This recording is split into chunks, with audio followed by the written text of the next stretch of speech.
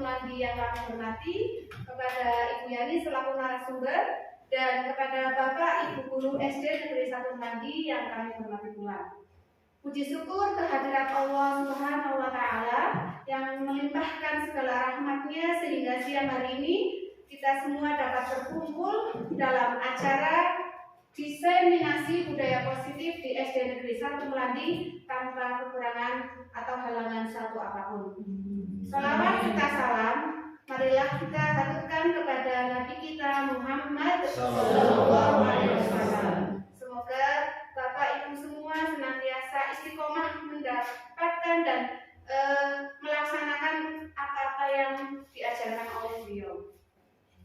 Bapak Ibu yang kami hormati, perkenankan saya membacakan susunan acara untuk diseminasi budaya positif kali ini. Yang pertama adalah pembukaan, yang kedua sambutan Kepala Sekolah SD Negeri 1 Melandi, kemudian ketiga penyampaian modul 1.4 tentang aksi nyata menyebarkan pemahaman budaya positif, yang keempat sharing, dan kelima penutup. Menginjak acara yang pertama, marilah kita buka acara pada siang hari ini dengan bacaan basmalah bersama. Bismillahirrahmanirrahim. Semoga dengan pembukaan tersebut acara siang hari ini bisa berjalan dengan lancar. Amin. Acara berikutnya yaitu sambutan oleh Kepala Sekolah SD Negeri 1 Melandi yang akan disampaikan oleh Ibu Hidayatun SPD. Kepadanya kami persilahkan. Terima kasih atas pemberian waktunya, Bu Uci. Bismillahirrahmanirrahim. Assalamualaikum warahmatullahi wabarakatuh. Waalaikumsalam warahmatullahi wabarakatuh. Bismillah, alhamdulillah, la haula wala quwata illa billah, amma ba'du. Bapak Ibu yang saya hormati, terlebih pada Bu Yani selaku narasumber yang saya hormati, marilah Bapak Ibu bersama-sama kita memanjatkan rasa puji syukur kehadirat Allah Subhanahu wa Ta'ala atas limpahan taufik, hidayah dan inayahnya. Alhamdulillahirabbil alamin. Di siang hari ini kita dipertemukan oleh Allah dalam rangka mengikuti diseminasi aksi nyata budaya positif yang akan dipaparkan oleh Bu Yani selaku calon guru penggerak. Mudah-mudahan kegiatan di siang hari ini ada nilai ibadahnya dan semoga mendapat ridho dari Allah Subhanahu wa Ta'ala. Dan tak lupa sholawat serta salam semoga tercurahkan kepada junjungan kita Nabi Allah Muhammad Sallallahu Alaihi Wasallam yang senantiasa kita harapkan syafaatnya besok di yaumul qiyamah. Bapak Ibu yang saya hormati, saya yang dituakan di SD Negeri 1 Melandi mengucapkan banyak terima kasih khususnya kepada Bu Yani selaku calon guru penggerak yang sudah mempersiapkan diri untuk memaparkan kegiatan aksi nyata pada modul 1.4 tentang budaya positif. Semoga perjalanan pembelajaran di kegiatan calon guru penggerak ini diberi kemudahan, diberi kelancaran, dan nantinya ilmu yang didapat oleh Bu Yani bisa diterapkan pada SD Negeri 1 Melandi yang kita cintai ini. Bapak Ibu yang saya hormati, pada penerapan budaya positif yang akan dipaparkan oleh Bu Yani, tentunya Bapak Ibu juga sudah melangkah lebih dulu, sudah mengawali tentang penerapan budaya positif.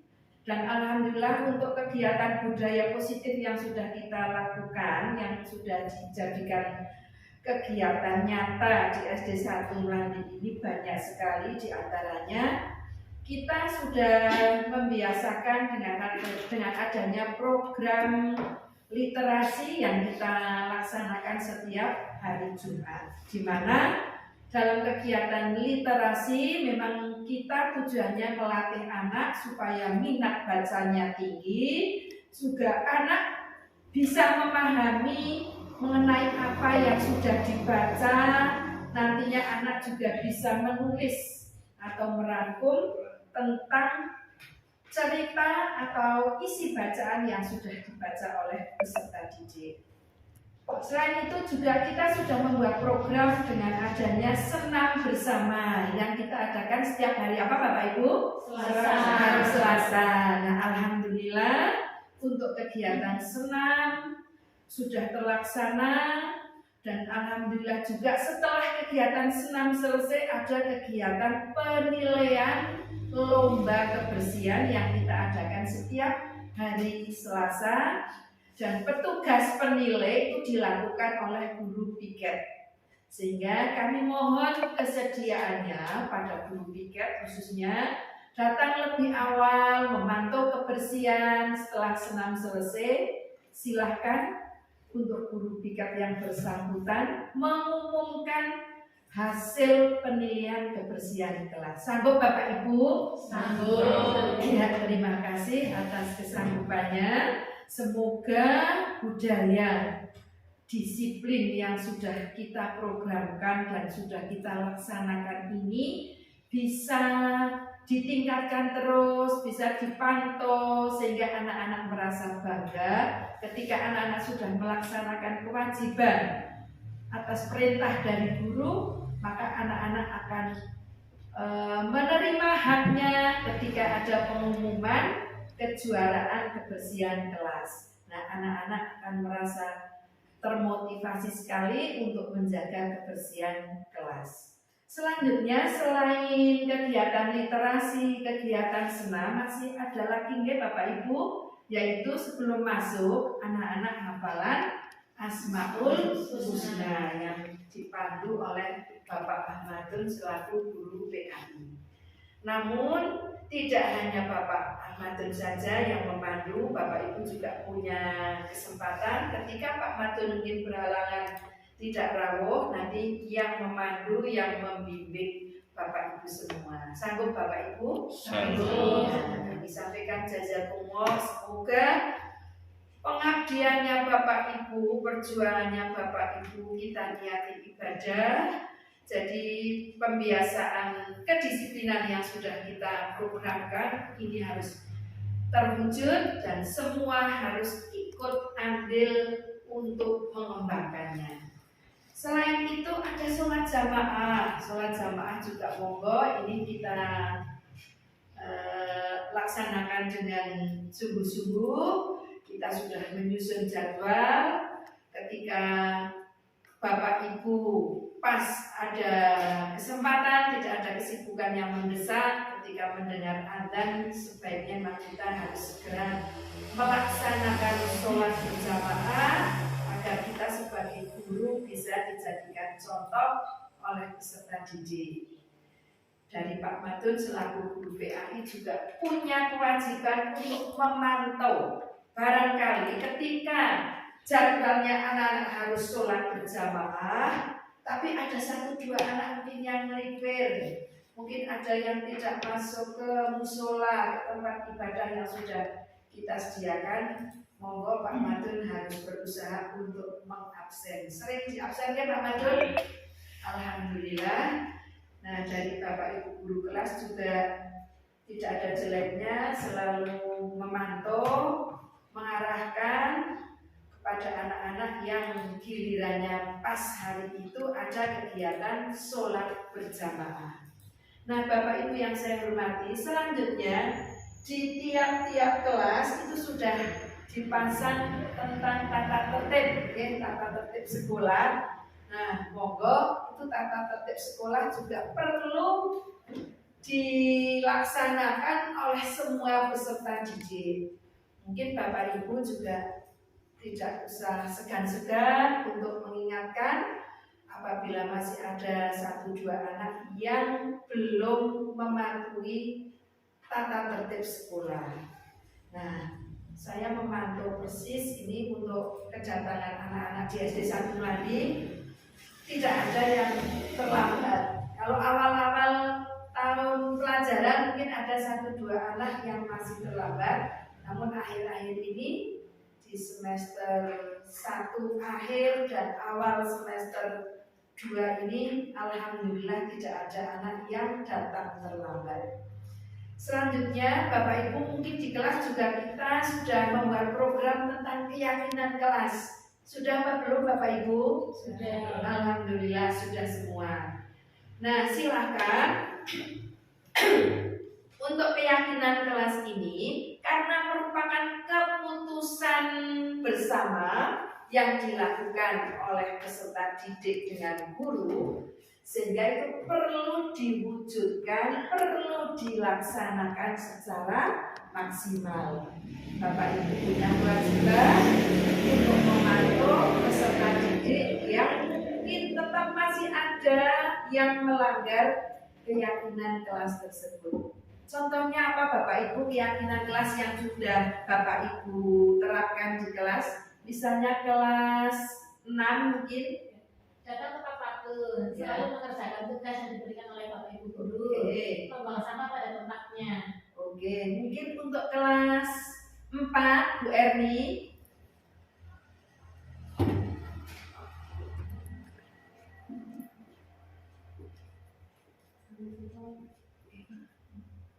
Oke, keyakinan kelas 4 mungkin bisa ditangguhkan dulu. Mungkin yang kelas 5. Yang kelas 5 misalnya tidak mengganggu temannya, tidak memilah-milih teman, kemudian melaksanakan piket dengan tanggung jawab. Oke, luar biasa. Nah, bisa terlaksana dengan baik Ibu Uci. Terima kasih. Nah, mungkin kelas yang lain juga punya keyakinan kelas masing-masing, tapi hal ini monggo Bapak Ibu selaku penanggung jawab di kelas juga harus berusaha untuk memantaunya.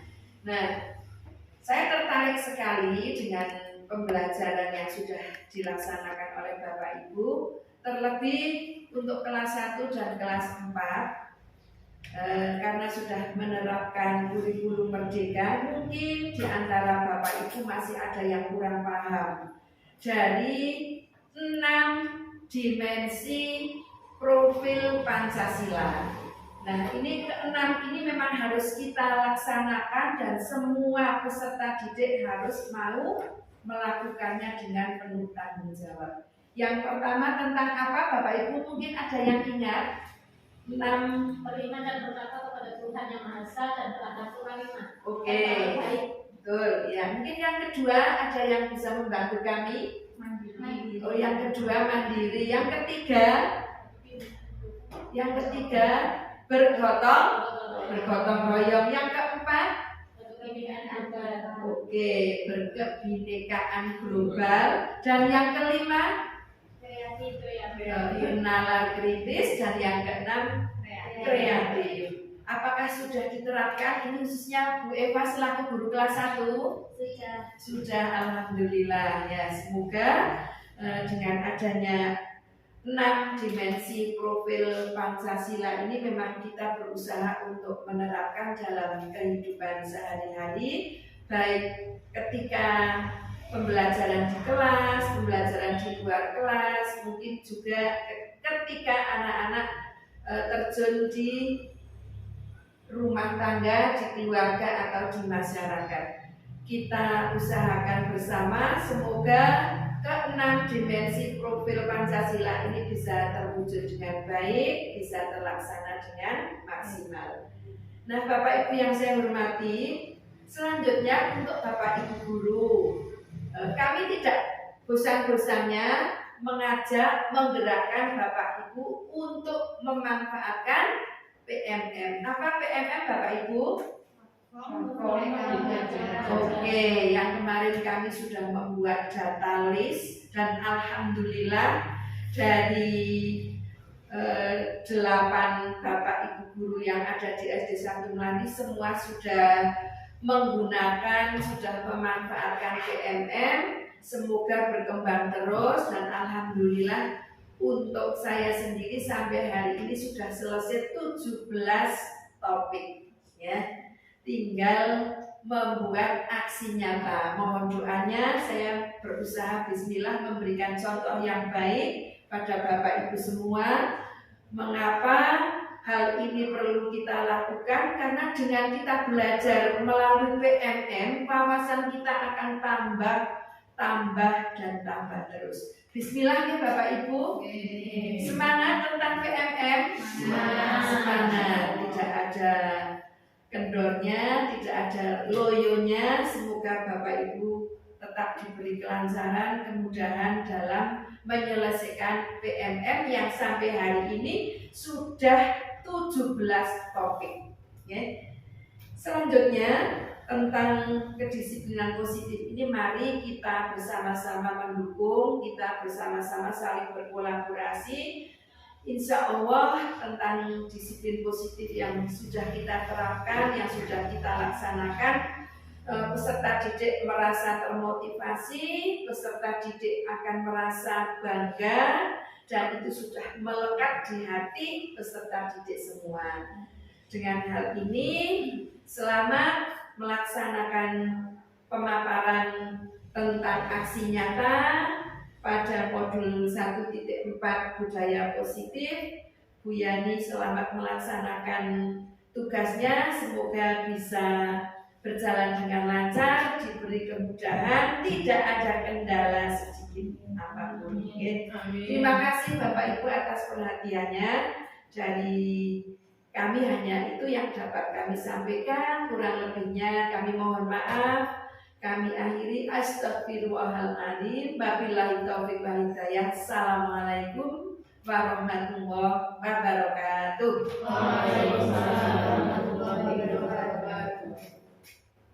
Terima kasih kami sampaikan kepada Ibu Hidayatun atas sambutannya.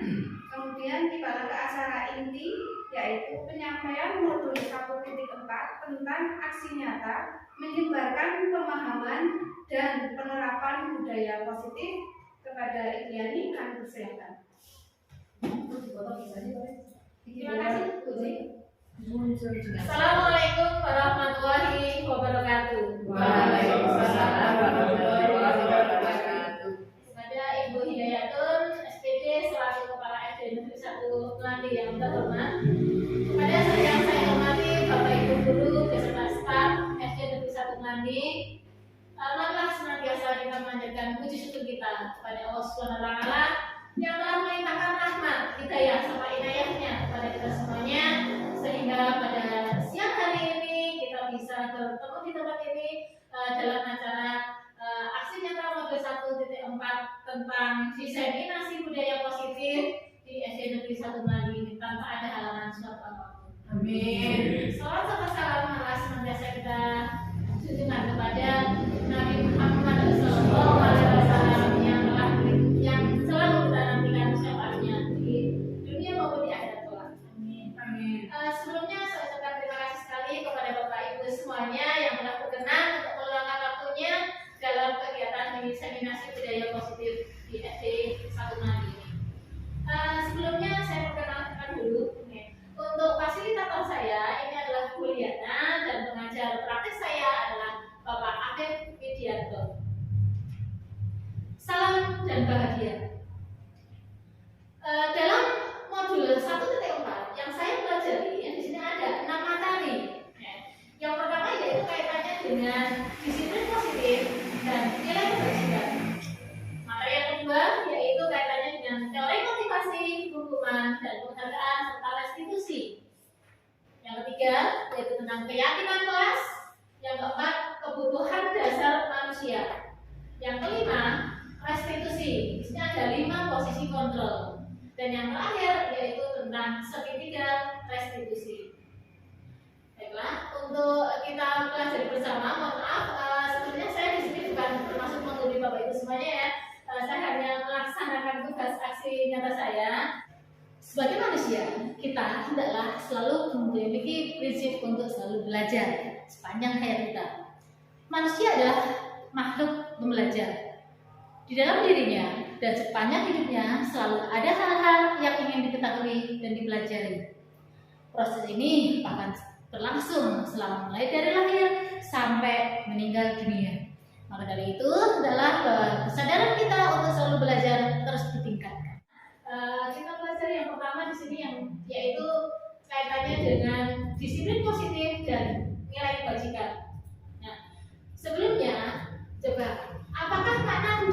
positif. Ada yang mau berpendapat mungkin Bapak Ibu? Apa gitu kira-kira yang namanya budaya positif? Kita kan tentunya sudah sering sekali ya mendengar budaya positif. Nah, menurut Bapak Ibu kira-kira apa itu budaya positif? Kebiasaan baik. Iya, betul, kita betul, bagus ya. Jadi memang yang namanya positif berarti selalu berkaitan dengan hal-hal yang baik, yang positif, yang baik, gitu ya. Jadi nilai-nilai ataupun kebiasaan-kebiasaan yang positif, yang baik, yang hendaknya kita terapkan di sekolah lingkungan kita, gitu ya. Nah, kalau tadi di awal di sambutan sudah dipaparkan oleh Bu Hidayatun, gitu ya. Contoh penerapan budaya positif yang kita terapkan bersama di sekolah kita yang pertama tadi iya betul ya, adanya literasi yang kita laksanakan setiap hari Jumat ya. Terus setiap hari Selasa kita melaksanakan senam ya. Dan setiap hari kita laksanakan sesuai dengan tugas tiket guru tiket masing-masing. Di depan gerbang kita selalu menyambut anak yang menerapkan ya 5S gitu ya. Apa saja itu Bapak Ibu guru 5S? Senyum, sabar, ya dan sopan santun. Ya betul, berkaitan dengan budi pekerti, gitu ya. Dan ada kebiasaan lain yang tadi ada apa saja Bapak Ibu? Membaca. Iya, membaca, menyanyikan lagu nasional maupun sholat zuhur secara berjamaah. Gitu ya. Oke. Nah, di sini ya budaya positif di sekolah yaitu nilai-nilai dan kebiasaan-kebiasaan di sekolah yang berpihak pada peserta didik agar mereka dapat berkembang menjadi pribadi yang kritis, penuh hormat dan bertanggung jawab. Ya. Jadi ya, tadi penerapan yang sudah kita laksanakan di sekolah kita, ya. Ini ada sholat bersama dan tadi tentunya ini sesuai dengan 6 dimensi profil belajar Pancasila. Untuk kebinekaan global di sini anak selalu melestarikan kebudayaan lokal tradisional. Dan anak ya mencintai budaya daerah kita, ya, dengan menerapkan pembelajaran praktek menari. Ya. Terus di sini ada menyanyikan lagu nasional setiap pagi untuk menanamkan cinta tanah air. Ya.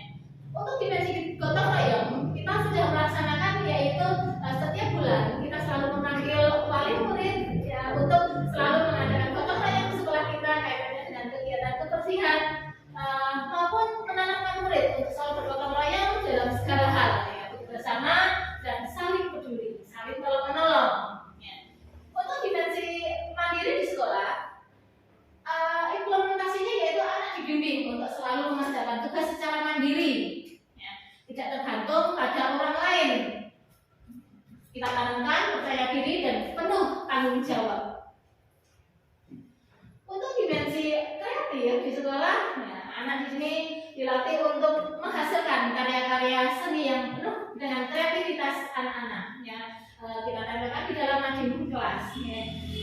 Untuk implementasi berkritis ya, di sekolah yang sudah kami terapkan yaitu murid selalu dibiasakan ketika mau bertanya itu dengan apa? Mengajukan penunjuk ya. Dan ketika saat presentasi hasil diskusi siswa lain bertanya dan menanggapi kepada siswa ataupun kelompok yang sedang presentasi. Bapak Ibu semuanya yang terhormat, kita ingat tentang Bapak pendidikan kita ya. Ki Hajar Dewantara ini membedakan antara pengajaran dengan pendidikan. Bahwa pengajaran itu merupakan proses pendidikan dalam memberi ilmu atau berfaedah untuk kecakapan hidup anak secara lahir dan batin. Sedangkan pendidikan adalah tempat persemaian benih-benih kebudayaan dalam masyarakat. Ki Hajar Dewantara memiliki keyakinan bahwa untuk menciptakan manusia Indonesia yang beradab, maka pendidikan menjadi salah satu kunci utama untuk mencapainya.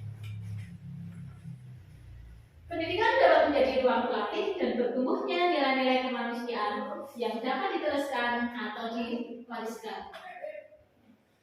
Sejalan dengan tujuan pendidikan yang sudah dipaparkan oleh Ki Hajar Dewantara, yaitu menuntun segala kodrat yang ada pada siswa agar mereka mencapai keselamatan dan kebahagiaan yang setinggi-tingginya, baik sebagai manusia maupun anggota masyarakat. Ya. Oleh sebab itu, kita sebagai pendidik hanya dapat menuntun tumbuh dan hidupnya kekuatan kodrat yang ada pada anak agar dapat memperbaiki lakunya, bukan dasarnya, ya. Dan tumbuhnya kekuatan kodrat anak. Bapak Ibu semuanya, kita ingat ya bahwa anak itu terlahir sebenarnya bagaikan kertas putih, tetapi kertas putih itu bukanlah kertas putih yang kosong. Sebenarnya anak itu sudah memiliki garis-garis biru. Ya.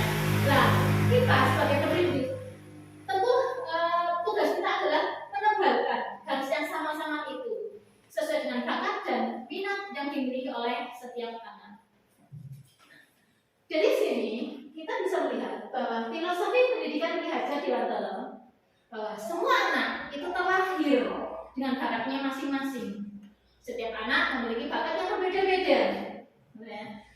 Tugas guru adalah di sini menuntun bakat yang dimiliki oleh anak agar mereka dapat tumbuh dengan selamat dan bahagia serta tidak kehilangan arah. Anak ibarat seperti biji jagung, sedangkan guru itu ibarat sebagai petani. Jadi meskipun kalau kita lihat misalkan biji jagung itu adalah biji benih yang kurang baik, tetapi apabila kita menyediakan lahan yang baik, yang penuh dengan perawatan yang ekstra, cukup sinar matahari, cukup dengan pengairannya, maka tentunya biji benih tadi akan tumbuh menjadi tumbuhan yang bagus. Tetapi sebaliknya, meskipun biji atau benihnya itu adalah bibit yang unggul, tetapi ketika lahannya saja itu tidak bagus, kita jarang menyirami, kita jarang merawatnya, maka tentunya kita tidak akan menghasilkan siswa-siswa yang berprestasi. Nah, maka di sini tugas kita utamalah yang berperan paling penting dalam mendidik dan menuntun anak. Selain itu, kita harus mengingat tentang kodrat alam dan kodrat zaman. Kodrat alam ini adalah berkaitan dengan lingkungan alam setempat. Sedangkan kodrat zaman adalah kita harus menguasai sesuai dengan perkembangan zaman, yaitu kaitannya dengan teknologi. Selain itu, di dalam proses pembelajaran, kaitannya kita lebih bisa berpihak kepada anak. Anak sebagai sumber utama, ya. Dan kita selalu menerapkan tentang budi pekerti. Menanamkan budi pekerti dari dalam diri siswa sejak kecil supaya mereka tidak salah arah dalam perkembangan selanjutnya.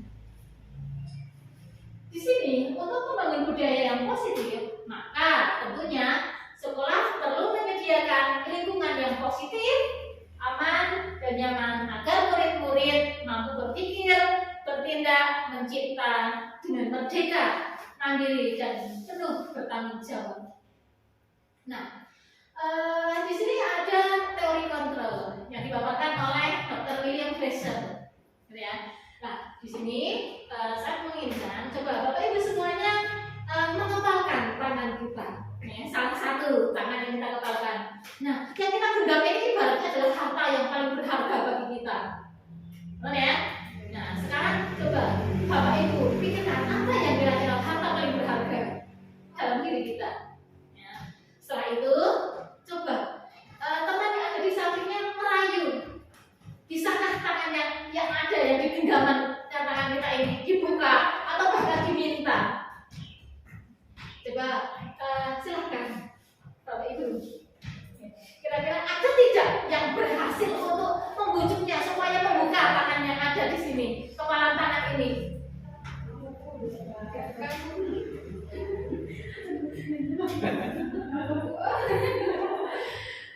Kira-kira mau membuka tidak? Tidak boleh. Kalau misalkan saya meminta, bolehkah Bu Ida? Tidak boleh. Kenapa kira-kira Bu Ida? Termasuk harga yang paling mulia. Oke. Nilainya sangat berharga. Yaitu Kalau keluarga. kalau saya gantikan dengan uang, misalnya 5 miliar, Bu Ida?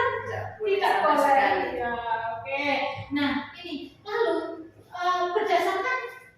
berdasarkan genggaman tangan ini, ya, siapa Bapak Ibu yang bisa mengontrol? Yang bisa mengontrol diri kita siapa? Apakah teman yang bisa memujuk tadi? Bukan. Tapi siapa? Diri sendiri. Ya, iya memang. Nah, ini ternyata dari sekian semua Bapak Ibu yang tadi tidak ada yang mau membukanya. Karena memang apa? Ini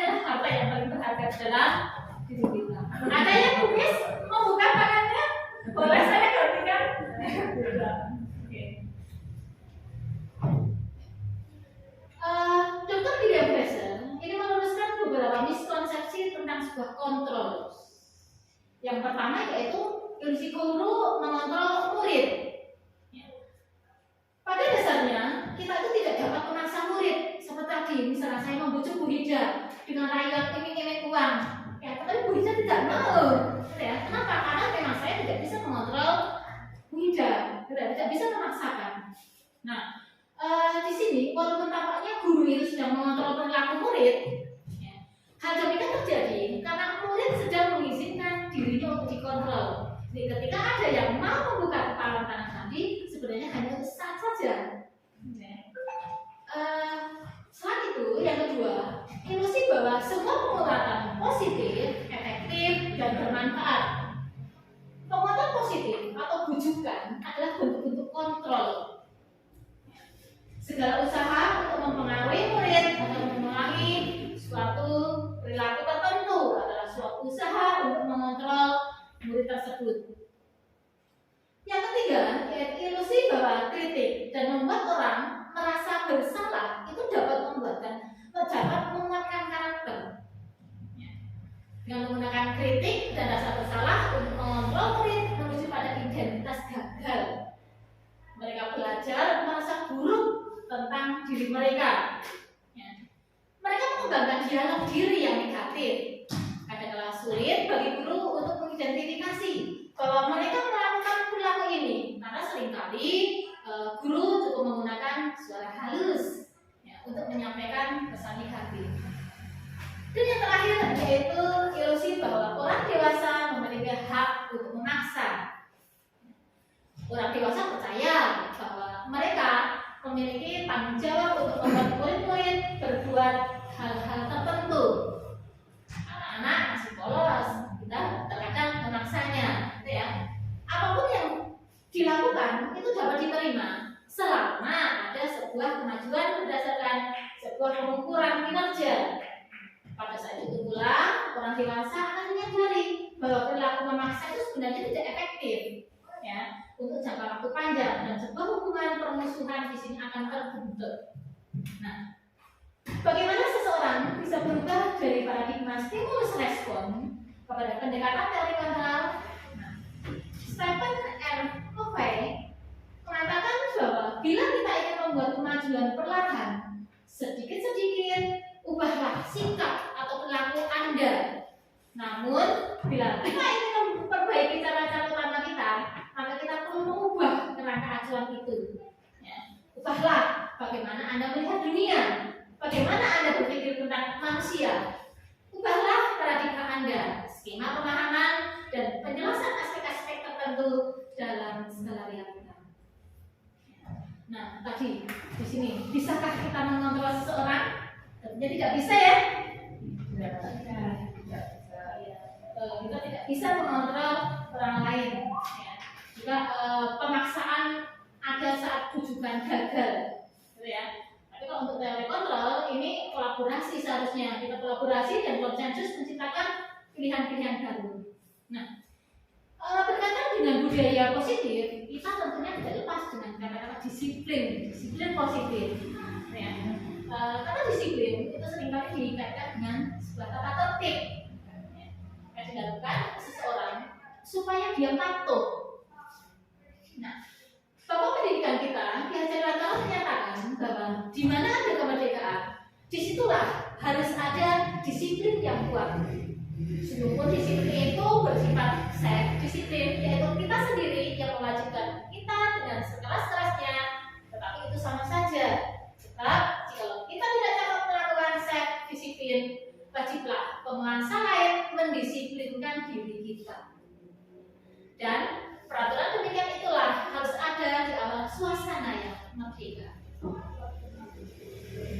Di sini Ki Hajar Dewantara juga menyatakan bahwa untuk mencapai kemerdekaan dalam konteks pendidikan saat ini, untuk menciptakan murid yang merdeka, maka syarat utamanya adalah harus ada disiplin yang kuat. Dan tentunya disiplin ini adalah disiplin yang tercipta dari dalam diri kita, bukan disiplin yang hanya terpaksa. Nah, di sini ada 6 nilai-nilai bagikan. Baik Bapak Ibu Guru semuanya, mohon maaf, mari kita bersama-sama menyanyikan lagu Dimensi Profil Pelajar Pancasila. Ayo buat dari Belajar Pancasila, beriman dan bertakwa pada Tuhan Yang Esa dan alam mulia, berkebinekaan global, gotong royong mandiri, kreatif dan bernalar kritis. belajar Pancasila beriman dan bertakwa pada Tuhan Yang Esa dan berakhlak mulia, berkebinekaan global, gotong royong mandiri, kreatif dan bernalar kritis. Terima kasih, silakan Bapak Ibu boleh duduk kembali. Selanjutnya untuk nilai kebajikan yang kedua yaitu kaitannya dengan sikap murid. Di sini sikap murid ada toleransi, saling menghormati, kerjasama, percaya diri, penuh komitmen, bertanggung jawab dan sebagainya. Gitu ya. Untuk yang ketiga nilai kebajikannya yaitu ada 9 karakter. 9 karakter itu yang ada pada diri murid hendaknya cinta Tuhan dan cita-citaannya, hormat dan santun, kepemimpinan dan keadilan, gotong royong, percaya diri, kreatif, toleransi, gitu ya. Yang keempat yaitu kaitannya dengan keterampilan hidup. Ya. Di sini untuk keterampilan hidup hendaknya siswa itu namanya dapat dipercaya, lurus hati, pendengar yang aktif, tidak merendahkan orang lain maupun memberikan yang terbaik dari diri. Yang kelima, petunjuk hidup harus peduli, luas, integritas, fleksibel, ya, bersahabat, penuh kehormatan, ya, dan sebagainya ini. Nah, yang terakhir yaitu ada the seven essential virtues. Ada empati, suara hati, kontrol diri, rasa hormat, kebaikan, toleransi, maupun keadilan. Untuk yang kedua yaitu teori motivasi, hukuman, dan penghargaan serta restitusi. Dean Clausen dalam bukunya Extracting School Discipline menyatakan ada 3 motivasi perilaku manusia. Ketika motivasi perilaku manusia itu yang pertama yaitu untuk menghindari ketidaknyamanan atau hukuman. Yang kedua untuk mendapatkan imbalan dan penghargaan dari orang lain. Dan yang terakhir adalah untuk menjadi orang yang merdeka, ya, untuk menjadi orang yang mereka inginkan dan menghargai diri sendiri dengan nilai-nilai yang mereka percaya. Nah, kalau menurut Bapak Ibu semuanya dari ketiga motivasi perilaku ini yang paling bagus itu yang mana Bapak Ibu? Kalau untuk menghindari ketidaknyamanan atau hukuman, bagaimana? Bagus itu. Bagus, berarti kita melaksanakan sesuatu karena saya takut nanti Bu Lita menghukum saya, maka saya akan melakukan. Ibaratnya seperti itu. Ya. Kalau yang kedua, saya akan belajar karena nanti ketika saya belajar saya akan mendapatkan nilai yang 100, maka saya akan mendapatkan penghargaan bintang misalkan. Ya. Tapi ketika nomor 3, ini maksudnya adalah saya melakukan segala sesuatu itu berdasarkan keyakinan saya. Diberi imbalan, ya alhamdulillah, tidak diberi ya. Yang penting sesuatu itu berdasarkan pada dirinya, gitu ya. Tapi ini adalah yang paling bagus yang sebaiknya yang nomor 3. Ya. Hukuman itu sebenarnya adalah suatu paksaan, gitu ya. Di dalam hukuman itu sifatnya hanya satu arah, tidak terencana, ya, dan secara tiba-tiba. Ya. Tetapi ketika konsekuensi, berarti di sini sudah ada rencana yang disepakati, ya, dari kedua belah pihak. Sudah ada yang dibahas dan disetujui baik oleh guru maupun oleh murid. Ya. Sedangkan restitusi itu merupakan proses menciptakan kondisi bagi murid untuk memperbaiki kesalahan mereka. Kita ajak musyawarah, kita bahas secara bersama, tanamkan keyakinan. Ya. Nah, yang namanya penghargaan, menurut Bapak itu sebaiknya bagus atau tidak? Penghargaan, misalkan ada hadiah. Bagus. Nah, tetapi dari yang saya pelajari sini, bahwa yang namanya penghargaan sebenarnya itu bisa merusak hubungan. Ya, antar teman, misalkan seperti ini, bangun mendapatkan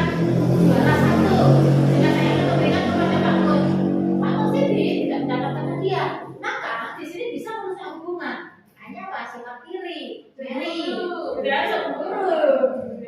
Nah, selain itu penghargaan di sini juga akan mengalami ketepatan. Terkadang kita hanya fokus pada salah satu kelompok, dan kelompok yang lain maka bisa terabaikan. Penghargaan di sini juga akan menurunkan kualitas karena anak itu mau jika ada hadiahnya. Ketika tidak ada suatu penghargaan maka mereka tidak akan berkreatif, justru akan mematikan kreativitas. Nah, yang ketiga yaitu kaitannya dengan keyakinan kelas. Bahwa keyakinan yaitu nilai-nilai kebajikan universal yang disepakati secara tersirat maupun tersurat, lepas dari latar belakang suku negara, agama maupun negara maupun bahasa. Keyakinan kelas adalah nilai-nilai kebajikan atau prinsip-prinsip universal yang disepakati bersama secara universal. Nah, untuk pembentukan keyakinan kelas di sini bahwa keyakinan kelas itu bersifat abstrak, lebih abstrak daripada peraturan. Di sini berupa pernyataan-pernyataan universal yang sudah disepakati bersama antara kedua belah pihak, yaitu antara guru dengan siswa. Jadi di sini semua warga negara, semua warga kelas itu hendaknya itu berkontribusi dalam pembuatan keyakinan kelas. Jadi tidak hanya berdasarkan perintah dari bapak ibu ataupun ibu guru saja, tetapi berdasarkan kesepakatan bersama yang telah disepakati. Nah, prosedur untuk membentuk keyakinan kelas di sini yang pertama adalah kita melakukan curah pendapat. Jadi semua siswa berpendapat, mengungkapkan idenya. Kemudian mencatat semua masukan dari warga sekolah, menyusun keyakinan kelas, dan tinjau kembali daftar curah pendapat yang sudah dicatat. Tinjau ulang keyakinan sekolah ataupun keyakinan kelas secara bersama-sama dan menandatanganinya. Kemudian keyakinan sekolah atau kelas itu selanjutnya bisa dilekatkan di dinding kelas, tempat yang mudah dilihat semua warga kelas. Nah, Bapak Ibu semuanya, ini merupakan dokumentasi pembentukan keyakinan kelas yang ada di kelas 6 yang sudah saya terapkan. Pertama di sini ini adalah siswa yang memberikan usulan ide untuk membuat keyakinan kelas. Kemudian siswa menuangkan ide dalam sebuah kertas, terus di sini ditempelkan idenya untuk dikaji ulang. Selanjutnya, hasil keyakinan kelas yang sudah disepakati ditempel di dinding kelas. Dan ini merupakan hasil keyakinan kelas saya tempelkan di dinding paling belakang. Yang kelima, kebutuhan dasar manusia. Berdasarkan teori kontrol dari Dr. William Rosen, Rosen menyimpulkan ada 5 posisi kontrol yang diterapkan seorang guru, orang tua, ataupun atasan dalam melakukan kontrol. Kelima posisi kontrol tersebut adalah penghukum, pembuat rasa bersalah, teman, pemantau, dan manajer. Untuk penghukum, di sini seorang penghukum itu biasanya menggunakan hukuman fisik maupun verbal. Nah, kata yang biasa diterapkan itu biasanya dengan ada suara yang tinggi, bahasa tubuh, misalkan dengan melotot, dengan acung-acung seperti itu, misalkan dan jari itu menunjuk-nunjuk dengan menghakik. Kata-kata yang sering sekali dilontarkan gitu nih. Patuhi aturan saya atau awas. Di sini ada kata-kata yang menekankan. Kamu selalu salah saja. Kamu selalu saja salah. Selalu pasti. Yang terakhir selesai. Nah, guru seperti ini senantiasa percaya hanya ada satu cara pembelajaran bisa berhasil, yaitu cara dia. Jadi di sini memaksa. Peran guru seperti penghukum seperti itu hanya selalu mendominasi. Nah, hasilnya kemungkinan murid marah dan menendang atau bersifat agresif. Bisa jadi sesudah kembali duduk, murid tersebut akan mencoret-coret bukunya atau meja tulisnya itu sebagai bentuk ekspresi mereka karena sudah dihukum tadi. Nah, untuk yang kedua yaitu membuat rasa bersalah.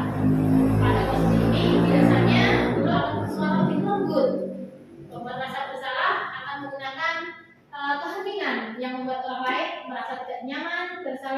rendah diri. Nah, gayanya biasanya dengan suara yang memelas, halus, sedih, ya. Dan dengan menggunakan bahasa tubuh yang memelas juga, ya. Merapat pada anak seperti seolah rusuh. Kata-kata yang dikeluarkan biasanya seperti ini. Ibu sangat kecewa dengan kamu. Berapa kali Bapak harus memberitahu kami ya? Dan sebagainya. Nah, dari sini dengan membuat merasa bersalah, maka hasilnya murid akan merasa bersalah. Bersalah telah mengecewakan ibu atau bapak gurunya. Murid akan menjadi orang yang gagal dan tidak sanggup membahagiakan orang lain. Sedangkan pada posisi teman, guru pada posisi teman ini tidak akan menyakiti murid, namun akan tetap berupaya mengontrol murid melalui persuasi, melalui suatu ajakan. Biasanya nada suaranya itu ramah, akrab, atau bercanda. Bahasa tubuh yang digunakan biasanya merapat pada murid, ya, mata maupun senyum jenaka. Jadi beliau menempatkan dirinya seperti temannya sendiri. Dan hasilnya di sini murid akan merasa senang dan akrab dengan guru. Ini tidak termasuk dampak yang positif. Hanya saja di sisi negatif murid menjadi tergantung pada guru tersebut. Bila ada masalah, dia merasa bisa mengandalkan guru tersebut, sehingga kita lihat ini dia patuh terhadap gurunya. Posisi yang keempat yaitu pemantau atau pengawasi. Seorang pemantau sangat mengandalkan perhitungan, catatan data yang dapat digunakan sebagai bukti atas perilaku seseorang. Nah, pemantau biasanya dengan nada suara data, bahasa tubuhnya formal. Maka di sini hasilnya murid memahami konsekuensi yang harus dijalankan karena telah melanggar salah satu peraturan sekolah. Dan di sini guru tetap harus memantau murid pada saat mengerjakan tugas di jam istirahat karena murid tidak bisa ditinggalkan seorang diri. Dan posisi yang terakhir yang kelima yaitu posisi sebagai manajer. Hasilnya manajer adalah posisi di mana guru berbuat sesuatu bersama dengan murid, mempersilahkan murid mempertanggungjawabkan perilakunya, mendukung murid agar dapat menemukan solusi atas permasalahannya sendiri. Dari 5 posisi tersebut, kira-kira posisi terbaik manakah yang bisa kita terapkan, yang seharusnya kita terapkan pada diri ketika anak misalnya melakukan suatu kesalahan? Jadi Bapak Ibu, kira-kira dari 5 posisi itu, posisi manajer ini. Jadi kita itu sebagai manajernya, ya, membahas segala sesuatu masalah itu secara bersama-sama, duduk dengan jalan yang baik dan kita selesaikan secara bersama tanpa adanya suatu hukuman. Ya. Nah, yang terakhir materinya yaitu kaitannya dengan segitiga restitusi. Nah, apa itu restitusi? Restitusi ini adalah proses menciptakan kondisi bagi murid untuk memperbaiki kesalahan sehingga mereka bisa kembali pada kelompok mereka dengan karakter yang kuat. Restitusi adalah proses menciptakan kondisi bagi murid untuk memperbaiki kesalahan sehingga mereka bisa kembali pada kelompok mereka dengan karakter yang lebih kuat. Nah, ciri-ciri dari restitusi ini ada 9 ciri. Ya. Yang pertama ini bukan untuk menebus kesalahan, namun untuk belajar dari kesalahan, sehingga dari kesalahan yang sudah diperbuatnya tidak akan dilakukan lagi. Gitu ya. Yang kedua yaitu dengan memperbaiki hubungan. 3, tawaran bukan suatu paksaan. Nah, yang keempat, restitusi menuntut murid untuk melihat ke dalam diri. 5, restitusi mencari kebutuhan dasar yang mendasari tindakan. 6, restitusi diri adalah cara yang paling baik untuk memperbaiki diri. 7, restitusi fokus pada karakter bukan tindakan. Yang ke-8, bahwa restitusi itu fokus pada suatu solusi. Ya. Dan yang terakhir yaitu restitusi mengembalikan murid yang berbuat salah pada kelompoknya. Nah, tadi posisi sebagai manajer kita menerapkan segitiga restitusi ini. Yang pertama yaitu dengan menstabilkan identitas. Nah, setiap orang pastinya perlahan satunya yang pernah melakukan ini. Yang kedua yaitu validasi tindakan yang salah. Contohnya dengan kata-kata ini, kamu tentu punya alasan mengapa melakukan itu. Adakah cara yang lebih efektif untuk mendapatkan apa yang kamu butuhkan? Dan yang terakhir yaitu dengan menanyakan keyakinan. Keyakinan kelas apa yang telah kita sepakati bersama? Kamu ingin menjadi orang yang seperti apa? Ya. Nah, demikian Bapak Ibu, ya, presentasi dari diseminasi budaya positif. Oke, barangkali dari Bapak Ibu ada yang mau bertanya? Oh iya, semoga silakan Bu Eva. Oh iya, silakan. Bagaimana cara menerapkan keyakinan kelas? Oke. Ya, terima kasih. Oke. Bagaimana cara menerapkan keyakinan kelas? Sesuai dengan tadi yang sudah saya katakan bahwa dalam keyakinan kelas itu kan hendaknya dilakukan secara bersama. Jadi bukan hanya guru yang sebagai penentu utamanya. Maka tentunya keyakinan kelas itu berdasarkan curah pendapat dari semua warga yang ada dalam kelas tersebut. Oke ya. Nah, dari curah pendapat itu kita kaji ulang. Kira-kira mana yang baik dan mana yang belum baik. Oke ya. Kita kaji ulang. Nah, terus dari sekian itu kita garis besar. Oke ya. Kita garis besar. Mana yang paling baik dan mana yang harus kita terapkan. Dan di sini kata-kata yang digunakan adalah dengan menggunakan kata-kata yang positif. Setelah itu semuanya tertuang dan telah disepakati bersama, maka kita tempelkan dan itu kita terapkan dalam kehidupan sehari-hari. Gitu. Ya, terima kasih. Ya, terima kasih. Ya, ada lagi oke? Monggo Pak Maiden.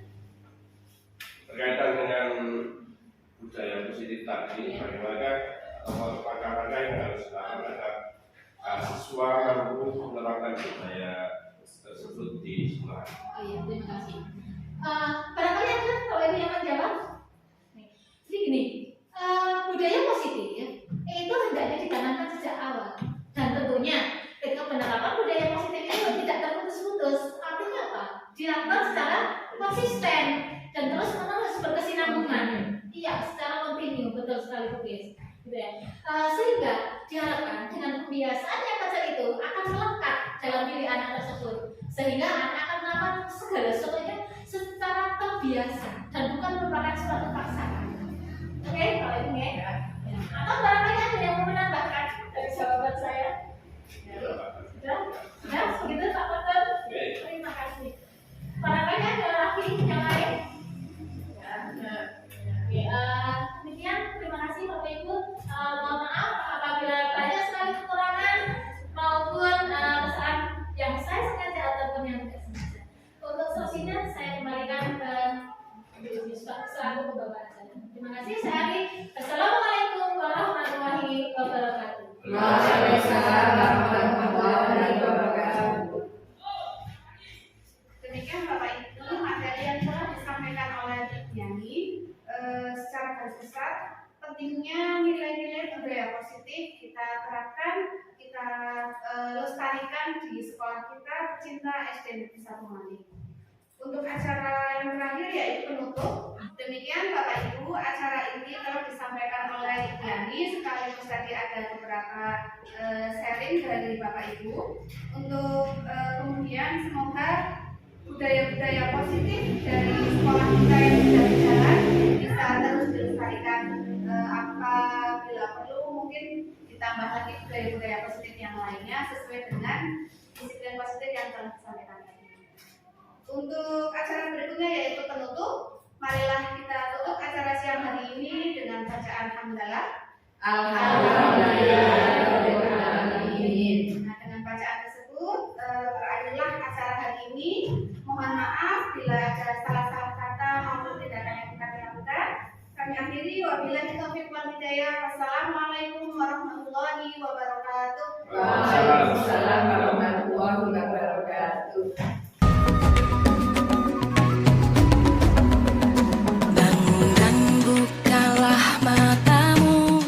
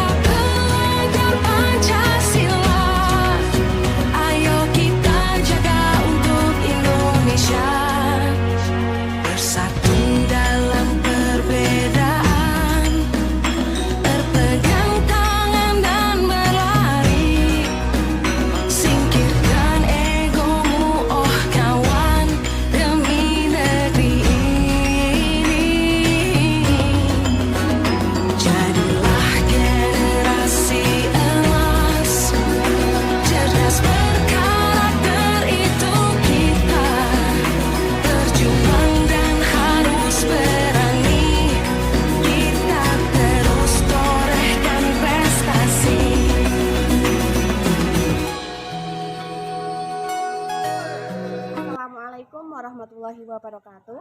Perkenalkan, saya Juwita Uci Norista, guru kelas 5 SD Negeri 1 Melanti.